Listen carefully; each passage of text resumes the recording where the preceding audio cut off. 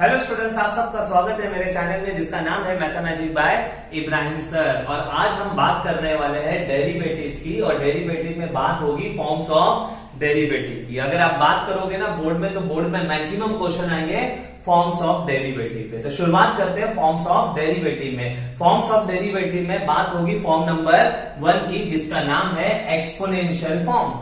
अच्छा, अब ये फॉर्म समझ लेते प्लीज। लास्ट वीडियो में मैंने बात किया है कि भाई जो डेरिवेटिव है ना वो दो पार्ट में डिवाइड हो जाता है, एक बेसिक्स और एक है फॉर्म्स।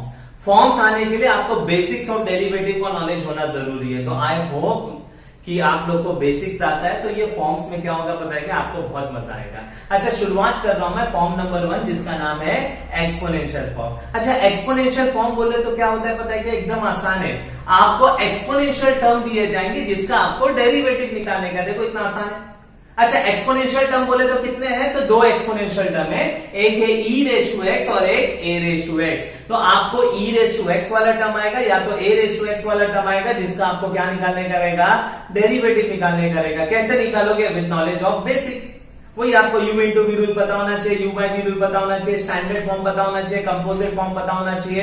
तो मैं बता रहा हूं बेसिक्स आएगा ना तो फॉर्म अपने आप आ जाएगा। समझ में आ रहा है आप लोगों को? बहुत आसान है। अच्छा, इसके बाद में कौन सा फॉर्म है? Form number 2 logarithmic form. Logarithmic form बोले तो आपको लॉग वाला टर्म दिया जाएगा। उसके बाद में थर्ड फॉर्म है इनवर्स फॉर्म। इनवर्स फॉर्म बोले तो आपको इनवर्स टर्म आएंगे। तो काम बहुत आसान है, प्लीज याद रहेगा। एक्सपोनेंशियल फॉर्म बोले तो आपको एक्सपोनेंशियल टर्म दिए जाएंगे जिसका आपको डेरिवेटिव आना चाहिए। समझ में आ गया? अच्छा, आप ध्यान से देखो, एक्सपोनेंशियल फॉर्म में एक्सपोनेंशियल टर्म दिए रहेंगे तो आपको दो चीज का नॉलेज होगा ना, तो आपको एक्सपोनेंशियल फॉर्म एकदम आराम से आ जाएगा। आप लोगों को ना ये दोनों का स्टैंडर्ड फॉर्म पता होना चाहिए और ये दोनों का कंपोजिट फॉर्म पता होना चाहिए। मैं बताता हूं, ध्यान से देखो please. d by d x of e raise to x, answer e raise to x, ये स्टैंडर्ड फॉर्मूला है। Derivative of e raise to x answer होता है e रेस टू एक्स। और derivative of a raise to x क्या होता है भाई? तो a रेस टू एक्स का डेरिवेटिव होता है a raise to x log a। मैं आपको ये किस लिए बता रहा हूं पता है ना? जस्ट काइंड ऑफ रिवीजन दे रहा हूं, क्योंकि अभी एक्सपोनेंशियल फॉर्म में आपको एक्सपोनेंशियल टर्म आएंगे। एक्सपोनेंशियल बोले तो e raise to x a raise to x क्या आएंगे? या तो स्टैंडर्ड आएगा या तो उसका कंपोजिट फॉर्म आएगा। स्टैंडर्ड फॉर्म याद रहेगा ना, e रेस टू एक्स का e रेस टू एक्स होता है, a रेस टू एक्स का क्या होता है? a raise to x into log a। अच्छा, ध्यान से देखो कंपोजिट फॉर्म क्या होता है और उसको कैसे सॉल्व करते हैं। अब e रेस टू एक्स का कंपोजिट फॉर्म क्या होगा पता है? x के जगह पे एक नया फंक्शन आएगा। देखो ऐसा, समझ में आ गया? तो अभी आपको जब ये क्वेश्चन आएगा ना एक्सपोनेंशियल फॉर्म पे, ई वाला टर्म या तो स्टैंडर्ड दिया रहेगा या तो कंपोजिट, और दोनों मैं बता रहा हूं तो आपको फॉर्म में ज्यादा टेंशन नहीं होगा। अब ध्यान से देखो, एक्सपोनेंशियल फॉर्म कंपोजिट फॉर्म कैसे सॉल्व करते हैं? ये किसका composite form? E raise to x का ना, एक्जैक्टली उसी के जैसा सॉल्व करो तो e raise to f of x. लेकिन कंपोजिट फॉर्म में क्या करना पड़ता है? जो एक्स के जगह पे नया फंक्शन है उसका एक बार डेरिवेटिव लेना पड़ता है, D by d x of F of x. समझ में आ गया? तो जैसा स्टैंडर्ड है वैसा ही सॉल्व करो। बाजू में जो x के जगह पे नया फंक्शन है उसका एक बार डेरिवेटिव। इसका कंपोजिट फॉर्म समझ लेते। देखो d by d x of a raise to f of x. समझ में आ गया? अब इसके कंपोजिट फॉर्म का आंसर क्या आएगा पता है क्या? x के जगह पे नया फंक्शन है, इसका स्टैंडर्ड क्या होता है? a raise to x log a, उसी की जैसा सॉल्व करो तो a raise to f of x into log a. बाजू में वापस से एक बार डेरिवेटिव आएगा किसका? जो x के जगह पे नया चीज आया था। याद रहेगा प्लीज? पक्का समझ में आ रहा है? तो प्लीज एक्सपोनेंशियल फॉर्म बोले तो आपको एक्सपोनेंशियल टर्म दिए जाएंगे e रेस टू एक्स या तो a रेस टू एक्स, और जिसका आपको डेरिवेटिव फाइंड आउट करने का रहेगा। अब एक्सपोनेंशियल टर्म में क्या होगा पता है क्या? या तो एक्सपोनेंशियल टर्म के स्टैंडर्ड फॉर्मूले आएंगे या तो कंपोजिट फॉर्म आएगा। दोनों मैंने आपको बता दिया हूं। समझ में आ गया? पक्का याद रहेगा? तो भाई बेसिक्स आता है तो फॉर्म्स आराम से आ जाएंगे। ये सब बेसिक्स ही है, प्लीज याद रखो। समझ में आ गया ना? स्टैंडर्ड फॉर्म, कंपोजिट फॉर्म सब बेसिक्स है। अच्छा, फॉर्म्स में मैं क्या करने का पता है ना? एक नई चीज आपको सीखने का जो आपका काम आसान करेगी। समझ में आ रहा है? ध्यान से देखो मैं क्या बता रहा हूं। नॉर्मली आप लोग जब फॉर्म्स के क्वेश्चन सॉल्व करोगे ना एक्सपोनेंशियल फॉर्म के, तो आप लोग ना सारे क्वेश्चन कंपोजिट फॉर्म से सॉल्व हो जाते हैं। मैं क्या बता रहा हूं समझ में आ गया ना? कंपोजिट फॉर्म के नॉलेज से आप लोग कितना भी सिंपल, कितना भी टफ क्वेश्चन सॉल्व कर सकते हो। लेकिन कभी कभी कंपोजिट फॉर्म से क्या होगा पता है क्या? या तो आंसर कॉम्प्लिकेटेड हो जाएगा या तो कभी कभी लेंदी हो जाएगा। तो बचने के लिए आप क्या इस्तेमाल कर सकते हो पता है क्या? प्रॉपर्टी की भी मदद ले सकते हो। तो प्लीज याद रखो, फॉर्म्स आने के लिए बेसिक का नॉलेज होना चाहिए और थोड़ा सा स्मार्ट वर्क के लिए आपको प्रॉपर्टीज पता होनी चाहिए। तो अब मैं एक्सपोनेंशियल फॉर्म सॉल्व करूंगा ना, तो मैं बेसिक से सॉल्व करूंगा, लेकिन काम आसान करने के लिए मैं प्रॉपर्टी का भी यूज करूंगा। अच्छा, प्रॉपर्टी कौन सी? तो भाई एक्सपोनेंशियल की प्रॉपर्टी है, ध्यान से देखो प्रॉपर्टीज।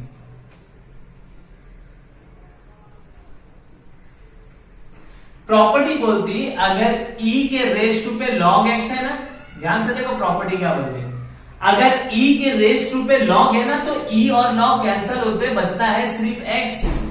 याद रहेगा, ये प्रॉपर्टी है। e के रेस टू पे log है ना तो e और log कैंसिल कर देने का, बचता है सिर्फ x। समझ में आ रहा है? e raise to log x के जगह पे कुछ भी रहने दो, टेंशन नहीं प्लीज, e और log कैंसिल हो जाएगा, बचेगा क्या? f of x। समझ में आ गया? तो ये एक्सपोनेंशियल की प्रॉपर्टी है, e के रेस टू पे log होगा। अच्छा, यही प्रॉपर्टी आती है किसके लिए पता है क्या? a के लिए। लेकिन a के लिए देखो क्या होता है, e raise to log x होगा, लेकिन बेस पे a होना चाहिए। देखो ना, अगर बेस पे कुछ नहीं है log के, इसका मतलब e है ना, तो e इधर है तो ये log के बेस पे भी e होना चाहिए, तब ये कैंसिल होता है। तो वैसे ही a है, रेस टू पे log होना चाहिए और बेस पे क्या होना चाहिए? a। तो इसका आंसर आएगा x। Similarly a log x, x के जगह पे कुछ भी होने दो, बेस पे a और log a कैंसिल होगा, बचेगा क्या? f of x। समझ में आ गया? पक्का याद रहेगा। तो अभी मैं क्या करूंगा पता है क्या? एक्सपोनेंशियल फॉर्म के क्वेश्चन सॉल्व करेंगे, बेसिक से अपन आगे बढ़ेंगे, लेकिन अपन हमेशा ट्राई करेंगे मैं प्रॉपर्टी यूज होती है कि नहीं। प्रॉपर्टी कब इस्तेमाल होगी? जब e वाला टर्म होगा, a वाला टर्म होगा, रेस टू पे क्या होगा? log। अगर e और a है और रेस टू पे log नहीं है तो प्रॉपर्टी यूज ही नहीं करते, क्योंकि प्रॉपर्टी यूज करने के लिए कंडीशन है, क्या कंडीशन है? रेस टू पे log वाला टर्म होना चाहिए। समझ में आ गया? तो अभी हम सब ये चीजों को इस्तेमाल करेंगे और एक्सपोनेंशियल फॉर्म में क्या करेंगे? क्वेश्चन सॉल्व करेंगे। मैं स्टार्ट कर रहा हूं sum based on exponential form. Start करते हैं सम्स एक्सपोनेंशियल फॉर्म में, लेकिन सम स्टार्ट करने से पहले मैं क्या कर रहा हूं पता है क्या? ध्यान से देखो, मैं बता रहा हूं आपको डेरिवेटिव सॉल्व करने का तरीका। ये मैंने पहले वीडियो लेक्चर्स में भी बताया था कि भाई डिफरेंशिएशन का आप लोग को कैसा भी क्वेश्चन आ जाओ, आप लोग ये लॉजिक से उसको क्या करेंगे? सॉल्व कर देंगे। तो हमको सम स्टार्ट करने का ना, बस सम स्टार्ट करने से पहले एक बार तरीका देखा, और यही तरीका मैं सारे फॉर्म्स में क्या करने वाला हूं? यूज करने वाला हूं, हर डेरिवेटिव में यही तरीके से।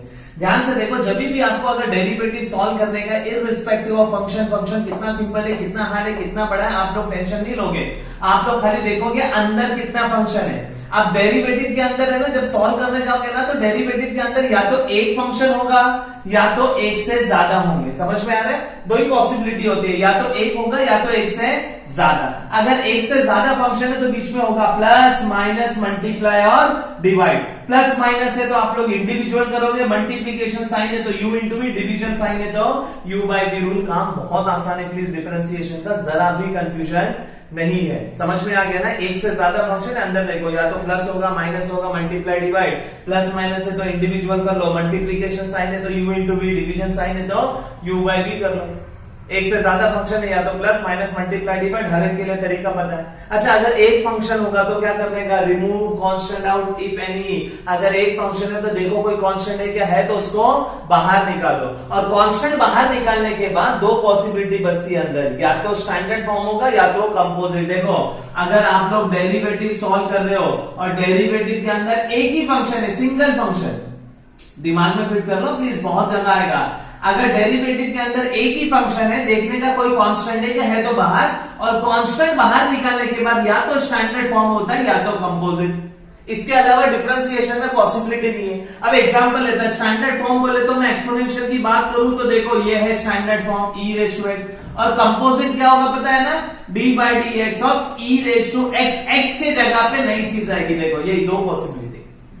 कितना भी हार्ड मेरे पास डिफरेंशिएशन का क्वेश्चन लेके आओ, एक फंक्शन है, या तो वो स्टैंडर्ड होगा या तो वो कंपोजिट फॉर्म होगा। तो डिफरेंशिएशन यही तरीके से सॉल्व होगा, एक्सपोनेंशियल फॉर्म यही तरीके से सॉल्व होगा। बस एक चीज एक्स्ट्रा क्या इंक्लूड कर रहा हूं, ध्यान से देखो, लास्ट में स्टैंडर्ड फॉर्म बचेगा या तो कंपोजिट फॉर्म बचेगा, जैसे कि ये, या लास्ट में स्टैंडर्ड या तो कंपोजिट। अगर स्टैंडर्ड है ना, डायरेक्ट आंसर लिखो, जैसे e रेस टू x का e रेस टू x। लेकिन अगर कंपोजिट फॉर्म है ना तो कंपोजिट फॉर्म से सॉल्व कर सकते हो, क्योंकि कंपोजिट फॉर्म में कैसे सॉल्व होता है पता है ना, सेम स्टैंडर्ड जैसे ही सॉल्व होता है, बस एडिशनल जो x के जगह पे नया फंक्शन है उसका बाजू में डेरिवेटिव लेना पड़ता है। तो कंपोजिट फॉर्म है तो भी सॉल्व कर सकते हैं, लेकिन कभी कभी क्या होगा पता है, कंपोजिट फॉर्म से सॉल्व करोगे ना तो आंसर कभी कभी कॉम्प्लिकेटेड आ जाएंगे, या तो नंबर ऑफ स्टेप ज्यादा लगेगा सॉल्व करने के लिए। तो स्मार्ट वर्क क्या करेंगे पता है क्या, कंपोजिट फॉर्म से आगे बढ़ने से पहले, कंपोजिट फॉर्म सॉल्व करने से पहले एक बार चेक करेंगे प्रॉपर्टी यूज होती है क्या नहीं। अगर यूज होती है तो करेंगे, क्योंकि प्रॉपर्टी हमेशा आपका क्या करेगी, काम आसान करेगी। प्लीज समझ में आ गया। और यही तरीका मैं अपनाऊंगा नेक्स्ट फॉर्म में, फॉर्म नंबर 2 में, फॉर्म नंबर 3 में। कंपोजिट फॉर्म से सारे क्वेश्चन सॉल्व होंगे, काम आसान करने के लिए हम लोग चेक करेंगे प्रॉपर्टी का इस्तेमाल होता है क्या नहीं। समझ में आ गया। प्रॉपर्टी मैंने बता दिया था, ई और ए के रेस टू पे लॉग चाहिए तो प्रॉपर्टी इस्तेमाल कर सकते, ई और लॉग कैंसिल हो जाएगा। समझ में आ गया। चलो अब स्टार्ट करते हैं फटाफट सम, ताकि आप लोग का कंसेप्ट क्लियर हो जाए। ध्यान से देखो, समझते हैं पहला सम। ध्यान से देखो क्वेश्चन कैसे है बताना।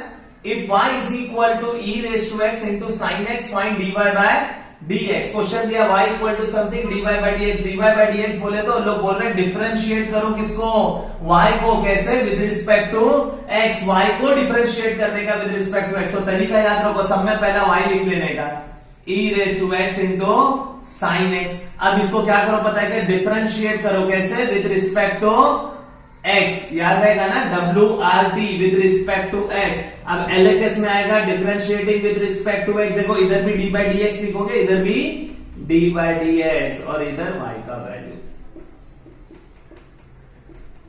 प्लीज ये तरीके पे ध्यान दो। प्लीज 3 स्टेप फिक्स्ड होते हैं, सब में पहला y लिखने का, फिर नीचे स्टेटमेंट लिखने का differentiating with respect to x, इधर लिखने का dy बाई dx। देखो y को डिफरेंशिएट कर रहे with respect to x, differentiate कर रहे विद रिस्पेक्ट टू x, दोनों जगह पे। सही है। अच्छा अब यहां से काम स्टार्ट होता है, जो मैंने सिखाया था ना अभी, रूल्स फॉर सिंप्लीफिकेशन। डेरिवेटिव के अंदर या तो एक फंक्शन हो गया या तो एक से ज्यादा।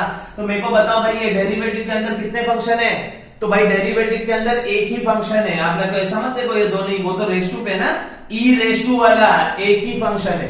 अगर डेरिवेटिव के अंदर एक फंक्शन है तो तरीका याद है ना आप लोगों को, क्या करने का, समय पहला देखने का कांस्टेंट है क्या, है कोई कांस्टेंट नहीं, कोई कांस्टेंट नहीं है। अगर कांस्टेंट नहीं है तो क्या होगा, दो पॉसिबिलिटी, या तो स्टैंडर्ड या तो कंपोजिट। तो भाई ये क्या है पता है ना, ये कंपोजिट फॉर्म में। कैसे पता चला, ई के रेस टू पे एक्स के जगह पे नया फंक्शन आया। ध्यान से देखो, अगर डेरिवेटिव ऐसा आता ना d by dx of e raise to x तो ये स्टैंडर्ड होता, लेकिन क्या आया है, x के जगह पे नया फंक्शन आया भाई। अब वो नया फंक्शन कुछ भी उससे लेना देना नहीं है भाई, ये composite form.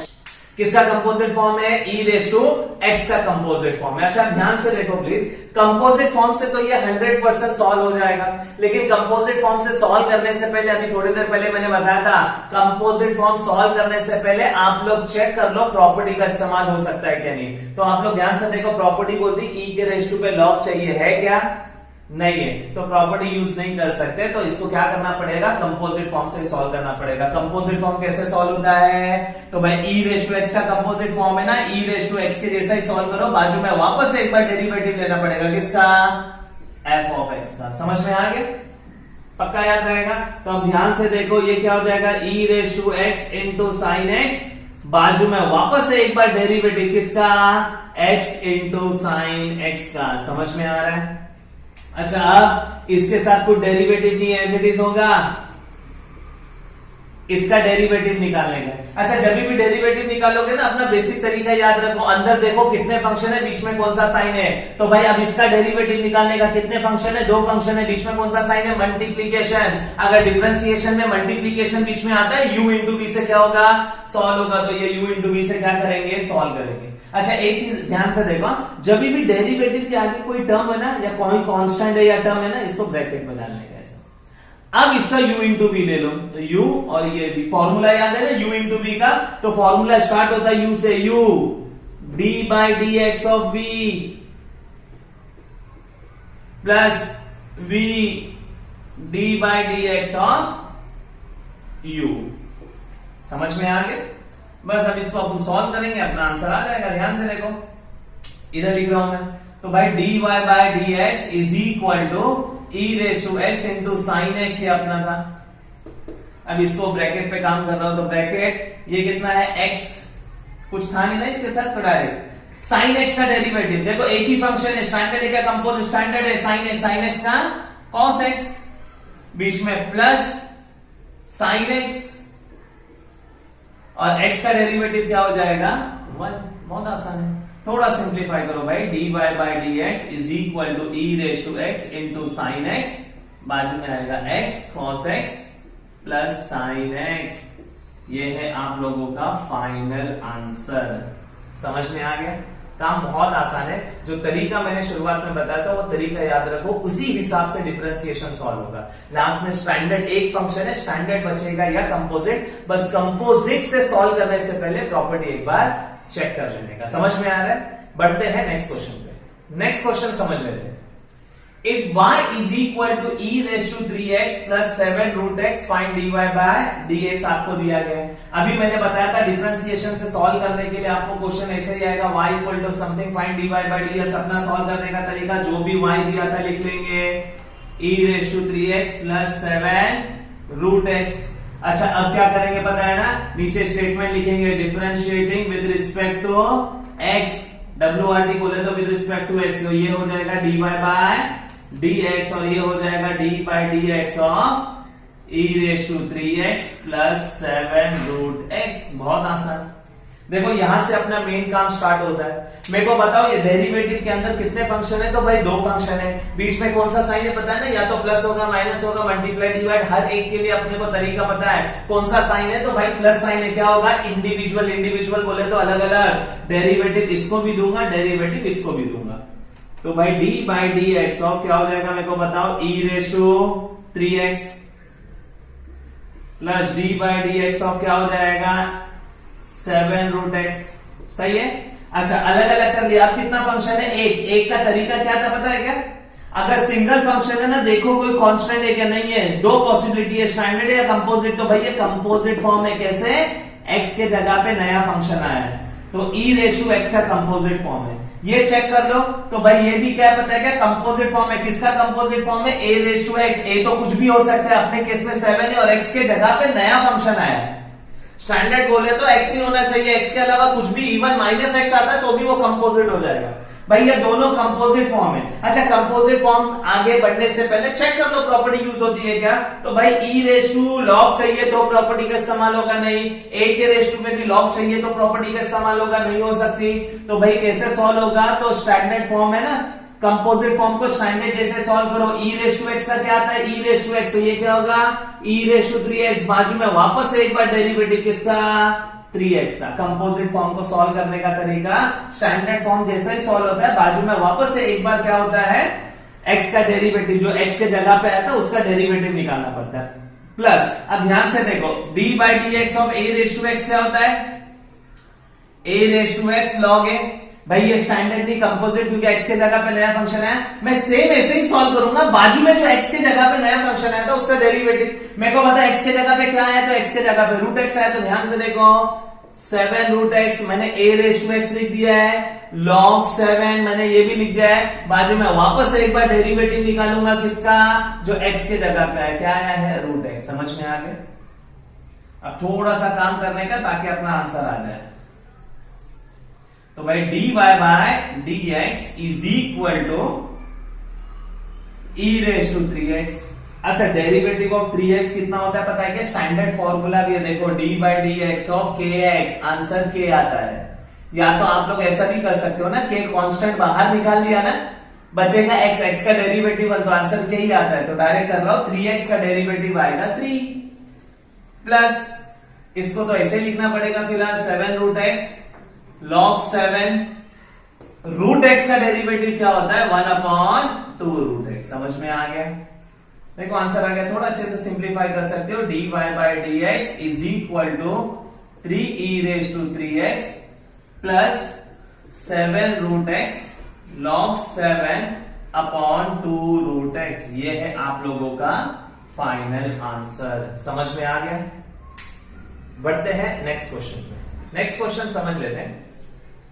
y is equal to e raise to log 2x plus 3 raise to bracket में x plus 1/x find dy by d x. Question कितना हार्ड लिया, टेंशन नहीं, dy बाई डी एक्स बोला 3 स्टेप मेरे fix है, सब में पहले लिखूंगा y is equal to e raise to log 2x plus 3 raise to x plus 1 upon x। सही है। अब नेक्स्ट स्टेप याद है ना, differentiating with respect to x, इधर आ जाएगा dy by dx is equal to d by dx of, ये लिखना पड़ेगा e raise to log 2x plus 3 raise to x plus 1 upon x। समझ में आ गया। यहां से काम स्टार्ट करते हैं। मेरे को बताओ कितना फंक्शन है डिफरेंशिएशन। देखो मैंने इधर तरीका लिख दिया वापस से एक बार, ताकि आप लोगों को क्लियर हो। डिफरेंशिएशन सॉल्व करने का या तो अंदर मोर देन वन फंक्शन होगा या तो सिंगल। देखो कितना है, मोर देन वन है, बीच में कौन सा साइन है प्लस, तो क्या करोगे इंडिविजुअल से करना पड़ेगा। तो भाई अलग अलग कर लो, डेरिवेटिव इसको भी जाएगा इसको भी, तो इसको जाएगा तो e raise to sorry d by d x of क्या हो जाएगा e raise to log 2x plus d by d x of क्या हो जाएगा 3 raise to x plus 1 upon x। बहुत आसान है प्लीज, समझ में आ गया ना एकदम।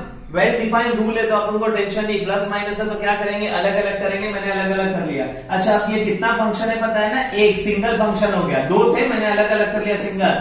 सिंगल फंक्शन के लिए रूल क्या बोलता है, remove constant out if any. कोई कांस्टेंट है तो बाहर, कोई कांस्टेंट नहीं है। ये स्टैंडर्ड है या तो composite. e raise to x होता तो स्टैंडर्ड, x के जगह पे देखो ये आया, स्टैंडर्ड नहीं है, कंपोजिट है e रेज टू x का। ये तो ये भी क्या है, a रेज टू x का कंपोजिट है। अपने केस में a3 है और ये फंक्शन ऑफ x है, दोनों कंपोजिट फॉर्म है। अच्छा कंपोजिट फॉर्म से तो ये सॉल्व होंगे 100%, लेकिन काम आसान करने के लिए क्या चेक करो पता है ना, प्रॉपर्टी का इस्तेमाल होता है कि नहीं। समझ में आ गया। देखो प्रॉपर्टी यूज होती है क्या, प्रॉपर्टी बोलती है e के रेज टू पे लॉग रहा, e और लॉग कैंसिल, बचेगा x या तो f ऑफ x जो भी है। समझ, हाँ तो भाई इधर प्रॉपर्टी यूज होती है। देखो e और लॉग कैंसिल हो जाएगा, बचेगा क्या बताया d by d x of 2x। समझ में आ गया, बहुत आसान है प्लीज। देखो ऐसा e और लॉग कैंसिल हो गया, इसके लिए मैं बता रहा था। अब कोई बच्चा प्रॉपर्टी यूज नहीं किया ना, वो कंपोजिट फॉर्म से सॉल्व करेगा, आंसर आएगा लेकिन लेंथी आएगा, कॉम्प्लिकेटेड फॉर्म में आएगा। इसके लिए रिक्वेस्ट है प्रॉपर्टी मस्ट यूज करने का, लेकिन प्रॉपर्टी यूज करने के लिए प्रॉपर्टी पता होनी चाहिए। तो इसके पहले वाले सम में, उसके पहले वाले सम में मैंने प्रॉपर्टी यूज नहीं किया, क्योंकि प्रॉपर्टी का प्रॉब्लम है ना, हर क्वेश्चन में सॉल्व नहीं कर सकते। जिधर प्रॉपर्टी यूज होंगी उधर ही कर सकते हैं। प्रॉपर्टी यूज होना बोले तो e के रेज टू पे, a के रेज टू पे लॉग चाहिए, इधर कर दिया। प्लस इसका देखो अभी कैसे सॉल्व होगा ये, भाई a रेज टू x का कंपोजिट फॉर्म है, तो a raise to x plus 1 upon x, फिर log a, बाजू में वापस से एक बार डेरिवेटिव निकालना पड़ेगा किसका, x प्लस 1 अपॉन x का, जो x के जगह पे है, बाजू में डेरिवेटिव। प्लीज रिक्वेस्ट है ना, बच्चे लोग कंपोजिट फॉर्म पहचानते सॉल्व भी करते हैं, लेकिन कंपोजिट फॉर्म का जो एडिशनल पार्ट है ना बच्चे वो भूल जाते हैं। x के जगह पे जो नया है उसका डेरिवेटिव निकालना पड़ता है, बच्चे उसको भूल जाते हैं। तो आप लोग थोड़ा एक्स्ट्रा ध्यान देना प्लीज। समझ में आ गया। अच्छा अब dy by d x is equal to 2x का डेरिवेटिव क्या होगा, 2 अभी सिखाया था मैंने, 2 कांस्टेंट बाहर निकाल दो, x का 1 तो 2 बचेगा, प्लस इसके साथ तो कुछ है नहीं है, ऐसे भी रहेगा 3x plus 1 upon x log 3। Derivative इसका निकालने का या मल्टीप्लीकेशन में दो फंक्शन है। देखो वापस से जब भी आपको डेरिवेटिव निकालने का यही तरीका, डेरिवेटिव हो उसके अंदर डेरिवेटिव हो या उसके अंदर डेरिवेटिव हो, यही तरीके से आगे बढ़ो। दो फंक्शन है प्लस अलग अलग कर लो। तो मैंने अभी थोड़ा देर पहले ये भी बताया था, जब भी डेरिवेटिव के आगे कोई टर्म है तो ब्रैकेट में। मैं थोड़ा डायरेक्ट कर रहा हूं, अलग अलग बोले तो डेरिवेटिव इसको भी देना है इसको भी देना है। x को डेरिवेटिव दिया तो 1 हो जाएगा, बीच में प्लस साइन है, और 1 अपॉन x स्टैंडर्ड फॉर्मूला क्या होगा, -1 अपॉन x स्क्वायर। ध्यान से देखो, ये थोड़ा अच्छे से लिखो भाई, dy by d x is equal to 2 plus 3 raise to x plus 1 upon x log 3, और ये कितना हो जाएगा 1 माइनस 1 अपॉन x स्क्वायर। तो ये है आप लोगों का फाइनल आंसर। अच्छा क्वेश्चन था, इसके अंदर अपन ने क्या सीखे, प्रॉपर्टी यूज करने को सीखे। समझ में आ गया ना, e रेज टू लॉग। लेकिन प्रॉपर्टी की एक मैं खास बात बता दूं प्लीज, याद रखो प्रॉपर्टी में क्या होगा पता है क्या, और लोग इतना सिंपल क्वेश्चन नहीं देंगे। ये तो डायरेक्ट प्रॉपर्टी के फॉर्म में था ना, कुछ करना ही नहीं पड़ा मेरे को। e था रेज टू पे लॉग था, e और लॉग क्या हो जाएगा कैंसिल हो जाएगा। और लोग आपको प्रॉपर्टी यूज करने के लिए देंगे, बोले तो प्रॉपर्टी के टाइप का क्वेश्चन देंगे, लेकिन एग्जैक्टली फॉर्म में नहीं देंगे। बताता हूं मैं कैसा दिया जाएगा। नेक्स्ट क्वेश्चन पे ध्यान दो, प्रॉपर्टी का क्वेश्चन है लेकिन एग्जैक्टली फॉर्म में नहीं देगा, मेहनत करके लाना पड़ेगा। समझ में आ गया? ध्यान से देखो, नेक्स्ट क्वेश्चन समझ लेते देखो। If y is equal to e raised to 2 log x square plus x दिया हुआ है, फाइंड dy by dx। ये कितना क्वेश्चन सिंपल दिया, हार्ड दिया, आपको टेंशन नहीं है। मैं स्टार्ट कर रहा हूं, ध्यान से देखो। 3 स्टेप। सब में पहला y is equal to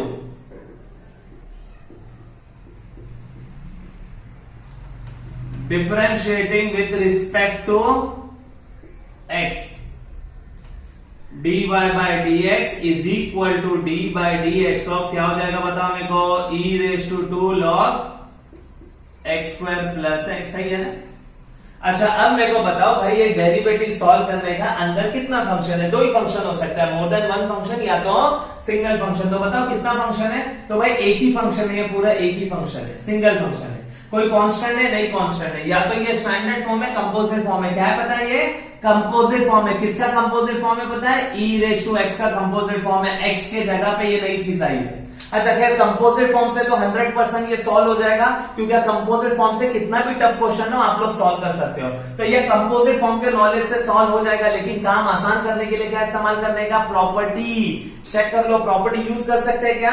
तो भाई प्रॉपर्टी यूज कर सकता हूं, e और log है, प्रॉपर्टी यूज करने का सोच सकता हूं, क्योंकि e है और रेज टू पे log। अगर रेज टू पे log नहीं होता ना, प्रॉपर्टी यूज ही नहीं होती। लेकिन ऐसा नहीं कि e दिया हुआ रेज टू पे log है तो प्रॉपर्टी डायरेक्ट इस्तेमाल कर सकते नहीं।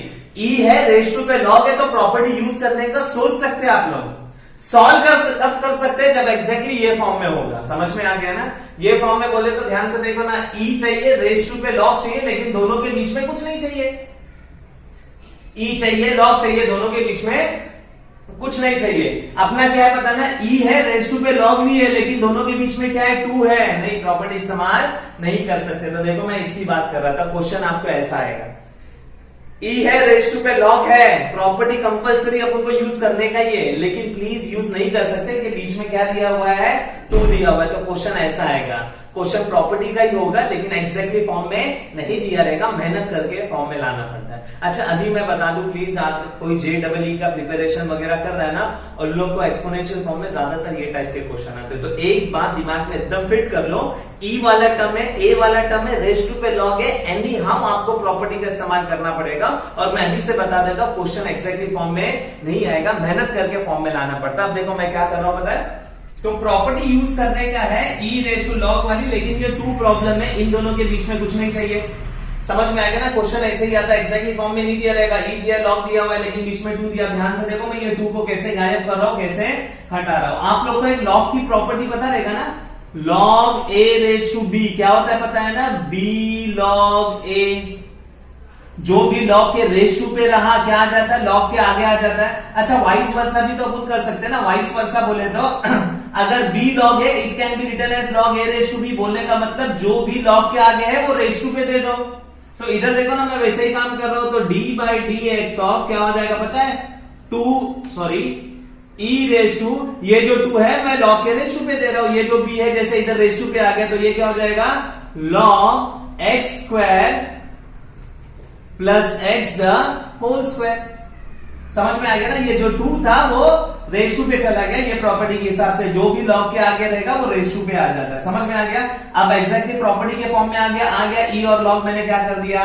कैंसल। बचा क्या? तो ध्यान से देखो, dy by dx is equal to d by dx बचा है x square plus x the whole square. अब इसको सॉल्व करना है, कैसे सॉल्व करोगे? वापस डेरिवेटिव चेक करो, एक फंक्शन है या एक से ज्यादा? तो आप लोग बोलोगे 2 फंक्शन है। नहीं, अगर ये स्क्वायर नहीं होता तो 2 फंक्शन होता, लेकिन द होल स्क्वायर आया ना, तो अभी ये एक ही फंक्शन है, एक फंक्शन है। समझ में आ गया? अच्छा, कोई बच्चा बोलता है सर हम लोग इसको ऐसे सॉल्व कर सकते हैं क्या? a plus b the whole square से एक्सपांड करो फिर डेरिवेटिव निकालो, चलेगा। लेकिन मैं स्मार्ट वर्क की बात कर रहा हूं, ये एक फंक्शन है ना। आप ध्यान से देखो ना, ये कंपोजिट फॉर्म है। किसका कंपोजिट फॉर्म है? देखो x रेज टू n का, x के जगह पे ये चीज आया है, n 2 है तुम्हारा, x के जगह पे नई चीज और n है तुम्हारा 2। यही तो कंपोजिट फॉर्म होता है। तो जिसको एक्सपांड करके सॉल्व करना कर सकते हैं, लेकिन अगर इधर 4 आता है, 5 आता ना, तो एक्सपांशन भारी पड़ता। तो कंपोजिट फॉर्म का नॉलेज है ना, कैसे सॉल्व करोगे एक्स रेस टू एन का? एक्स रेस टू एन का आंसर क्या आता है? N x raise to n minus one, तो ये क्या आएगा? 2 x² प्लस एक्स, 2 माइनस 1 बोले तो 1, बाजू में वापस एक बार डेरिवेटिव किसका? x² प्लस एक्स का। समझ में आ गया ना? याद रहेगा, इधर आता है 2 माइनस 1, लेकिन नहीं लिखते चलेगा। अब 2 x² प्लस एक्स, 2 माइनस 1 कितना होता है? ये एक्स रेस टू एन का formula, n x raise to n minus 1। समझ में आ गया ना? अच्छा, अब 2 माइनस 1 नहीं लिखेंगे चलेगा। अब इसका मेरे को डेरिवेटिव निकालने का है। कैसे डेरिवेटिव आएगा? तो भाई दो फंक्शन है, बीच में प्लस, अलग अलग कर दो। लेकिन मैंने अभी बताया था थोड़ी देर पहले, जब भी डेरिवेटिव के आगे कोई टर्म है तो ब्रैकेट में डालने का, ऐसा ब्रैकेट में ही आएगा। अब डेरिवेटिव इसको भी, डेरिवेटिव इसको भी, थोड़ा सा स्मार्ट वर्क करता हो। x² का डेरिवेटिव 2x प्लस 1 का x का 1 आ जाएगा। समझ में आ गया? ये है आपका dy बाय dx, ये है आप लोगों का आंसर। समझ में आ गया? पक्का याद रहेगा। तो मैंने exponential e raise to log की प्रॉपर्टी के बारे में बता दिया। कभी कभी ऐसा क्वेश्चन आएगा सिंपल, लेकिन हार्ड बनाने के लिए क्वेश्चन ऐसा आएगा, प्रॉपर्टी के फॉर्म में होगा लेकिन एग्जैक्ट नहीं होगा।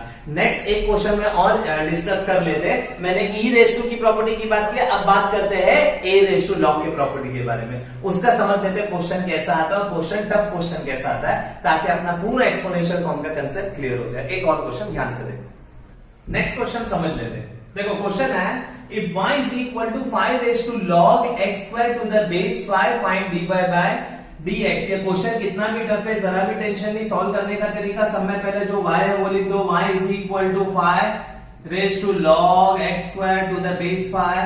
अब इसको हम क्या करेंगे? डिफरेंशिएट करेंगे विद रिस्पेक्ट टू x। तो ये हो जाएगा इधर dy by dx is equal to, इधर भी dy by dx of 5 raised to log x square to the base 5। अब इसको सॉल्व करने का है। कैसे करेंगे? तो भाई तरीका मेरे पास है। डेरिवेटिव के अंदर चेक करो कितना फंक्शन है। तो भाई डेरिवेटिव के अंदर ये एक ही फंक्शन है। स्टैंडर्ड है क्या कंपोजिट? तो कंपोजिट किसका पता है? a रेज़ टू x का। देखो a 5 है और x के जगह पे ये पूरा आया है, तो भाई a रेज़ टू x का कंपोजिट फॉर्म है। कंपोजिट फॉर्म से सॉल्व हो जाएगा? हाँ भाई सॉल्व हो जाएगा। लेकिन मैंने हमेशा बोला कंपोजिट फॉर्म से सॉल्व करने से पहले एक बार चेक कर लो, प्रॉपर्टी का यूज होगा। प्रॉपर्टी बोलती है a के रेज़ टू पे लॉग चाहिए। हाँ है ना? हाँ भाई है। लेकिन एक और कंडीशन है a रेज़ टू वाले प्रॉपर्टी में, a रेज़ टू लॉग चाहिए और जो लॉग वाला जो रेज़ टू पे है ना, उसके बेस में भी a चाहिए। तो a और लॉग क्या होता है? कैंसिल होता है। कैसा? हाँ भाई 5 के रेज़ टू पे लॉग है और बेस पे भी क्या है? 5, ये कैंसिल हो जाएगा। बचेगा खाली क्या बताओ? d by dx of x square, और x स्क्वायर का डेरिवेटिव स्टैंडर्ड है 2x, क्या हो जाएगा? dy by dx। समझ में आ गया? तो भाई ये a रेज़ टू x के प्रॉपर्टी से सॉल्व किया, लेकिन प्रॉब्लम क्या पता है ना, ये डायरेक्ट प्रॉपर्टी के फॉर्म में दिया था। अब थोड़ी देर पहले अपन ने डिस्कस किए थे, पता है ना आप लोगों को क्वेश्चन कैसा आएगा? क्वेश्चन भाई प्रॉपर्टी के फॉर्म में होगा, लेकिन एग्जैक्ट प्रॉपर्टी के फॉर्म में नहीं आएगा। ये तो एग्जैक्ट प्रॉपर्टी के फॉर्म में था, कुछ किया ही नहीं मैंने। 5 का लॉग का बेस पे भी क्या था? 5 लॉग कैंसिल कर दिया। समझ में आ गया? लेकिन क्वेश्चन थोड़ा सा टफ आएगा। तो एक क्वेश्चन समझ लेते भाई, टफ क्वेश्चन कैसा आता है? a रेज़ टू x के प्रॉपर्टी के फॉर्म में। समझ में आ गया? ताकि अपना पूरा कंसेप्ट क्लियर हो जाए एक्सपोनेंशियल फॉर्म का। ध्यान से देखो एक और क्वेश्चन। नेक्स्ट क्वेश्चन समझ लेते हैं। ध्यान से देखो क्वेश्चन कैसा है। If y is equal to 4 raised to log x to the base 2 find dy by dx। Question कितना भी टफ है, y का वैल्यू कितना भी टफ है, टेंशन नहीं। सॉल्व करने का तरीका, सब में पहला y लिख देने का, 4 raised to log x to the base 2। सही है ना? अभी हम क्या करेंगे बताएंगे, इसको डिफरेंशिएट करेंगे। कैसे? With respect to x, WRT बोले तो विद रिस्पेक्ट टू x। ये हो जाएगा dy by dx, ये हो जाएगा d by dx of 4 raised to log x to the base 2। अब यहां से अपना मेन सब स्टार्ट हो जाएगा। मेरे को बताओ डेरिवेटिव के अंदर कितना फंक्शन है? तो भाई डेरिवेटिव के अंदर एक सिंगल फंक्शन है। देखो ना, एक सिंगल फंक्शन है, कोई कांस्टेंट है बाहर निकालने के लिए नहीं है। स्टैंडर्ड है क्या कंपोजिट? तो भाई ये कंपोजिट फॉर्म में किसका पता है ना? a रेज़ टू x का a क्या है? 4, और ये जो भी आया है ये x के जगह पे आया है। तो भाई ये a रेज़ टू x का कंपोजिट फॉर्म है। कंपोजिट फॉर्म से सॉल्व होगा? हाँ भाई सॉल्व हो जाएगा। लेकिन मैंने क्या बोला था, कंपोजिट फॉर्म यूज करने से पहले क्या ट्राई करने का? प्रॉपर्टी। क्यों? क्योंकि प्रॉपर्टी अपना काम आसान करती है। प्रॉपर्टी बोलती है a चाहिए, रेज़ टू पे लॉग चाहिए। भाई a है, रेज़ टू पे लॉग है। वेरी गुड, प्रॉपर्टी यूज करने का सोच सकते। क्योंकि सॉल्व करने के लिए दो कंडीशन है। पहली कंडीशन a के रेश टू पे लॉग चाहिए और जो लॉग वाला है उसके बेस पे भी a चाहिए। बोले तो 4 चाहिए लॉग और इसके बेस पे भी क्या चाहिए था, 4 चाहिए था। जैसे प्रीवियस केस में 5 था, लॉग था x स्क्वायर और बेस पे 5। अब देखो मैं लॉग की प्रॉपर्टी इस्तेमाल नहीं कर सकता, बोले तो एक्सपोनेंशियल प्रॉपर्टी यूज नहीं कर सकता। ये 4 और ये लॉग कैंसिल नहीं कर सकता। क्यों? क्योंकि भाई जो 4 है इसके बेस पे भी 4 होना चाहिए था, तो कैंसिल कर सकते है। क्या नहीं है? क्वेश्चन ऐसे ही आएगा। मैंने बोला ना, देखो ए है रेशियो पे लॉग, ए प्रॉपर्टी यूज करने का, लेकिन क्वेश्चन प्रॉपर्टी के फॉर्म में नहीं है, आपको प्रॉपर्टी के फॉर्म में लाना पड़ेगा। कैसे? तो भाई अपने पास दो ऑप्शन है। पहला ऑप्शन, ये जो बेस है ना इसको 4 बनाओ। ये बेस 4 बन गया ना तो अपना काम हो जाएगा 4 और ये log to the base 4 cancel हो जाएगा। अगर बेस को 4 नहीं बना सकते तो एक और ऑप्शन है ना, इधर 2 बनाओ। दोनों ऑप्शन कैसे करेंगे तो आप ध्यान से देखो। 4 को बेस को 4 बनाना थोड़ा सा भारी है, तो अपन क्या स्मार्ट वर्क करेंगे पता है क्या? ये जो 4 है ना अपन उसको 2 के फॉर्म में लेके आएंगे। कैसे? तो ध्यान से देखो, ये 4 को मैं ऐसे लिख सकता हूं ना, 2 square. 4 can be written as 2 square. तो ध्यान से देखो, d by dx ऑफ